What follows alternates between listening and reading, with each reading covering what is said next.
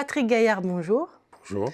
Vous êtes directeur de la practice transformation des compétences chez LHH et c'est le sujet dont nous allons parler justement, notamment lorsqu'une entreprise change de stratégie. À ce moment-là, la transformation des compétences devient une nécessité et quelle que soit la taille de l'entreprise.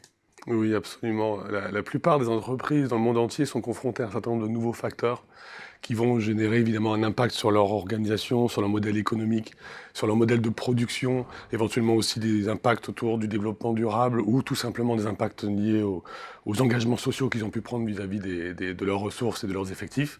Et même, évidemment, le nouveau mode de comportement dans le monde du travail aujourd'hui. Est-ce qu'on utilise des ressources internes ou externes pour répondre à des besoins de compétences? Et donc, évidemment, ça nécessite aux entreprises de se renouveler, de réfléchir à son organisation future, de se transformer et donc de réfléchir au modèle d'évolution des compétences et des métiers et de leurs ressources et les modalités d'accompagnement de ces personnes. Alors, comment s'opère la transformation des compétences, justement ? Alors, la transformation des compétences nécessite évidemment de comprendre les enjeux de l'organisation auxquels est confrontée l'organisation. Autrement dit, de comprendre la stratégie qu'elle souhaite mettre en œuvre, les nouveaux services qu'elle souhaite mettre en application, proposer au marché, éventuellement les nouvelles organisations de production qu'elle souhaite mettre en œuvre pour répondre à ces enjeux de rentabilité. Et donc du coup, de décliner ces fameux enjeux, ces fameux facteurs de transformation en impact, en analysant les impacts de ces facteurs de transformation sur les compétences, sur l'organisation et les équipes de l'organisation, et pour permettre par la suite d'en décliner des plans d'action RH, des plans d'accompagnement, que ce soit autour des solutions de coaching, soit autour de solutions de formation par exemple, que ce soit dans certains cas des solutions d'évaluation individuelle pour éventuellement objectiver une discussion entre l'employé et l'organisation, est-ce que l'organisation peut lui proposer, mettre évidemment en convergence les souhaits de l'employé avec ce que peut lui proposer l'organisation.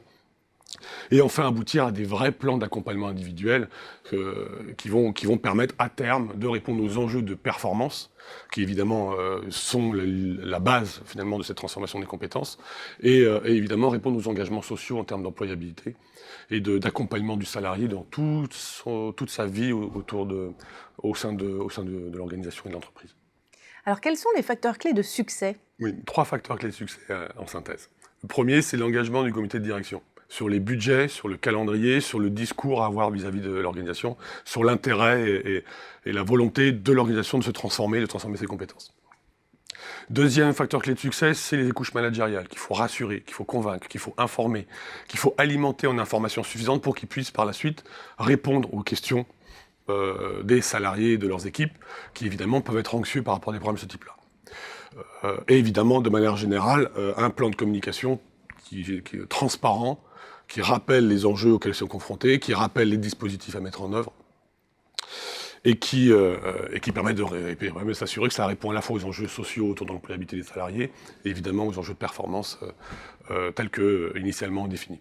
Et enfin, troisième facteur clé de succès, c'est l'agilité. Un plan de transformation de ce type-là peut durer plusieurs années, avec évidemment, lorsqu'on regarde un peu la durée des cycles de transformation actuels qui sont très très courts, peut-être un besoin de réviser le plan, d'ajuster les plans de transformation des compétences, d'ajuster les dispositifs de communication, les dispositifs d'accompagnement, et donc du coup, nécessité de garder une agilité autour du plan tel qu'il a pu être construit et designé initialement. Merci beaucoup Patrick Gaillard. Merci à vous.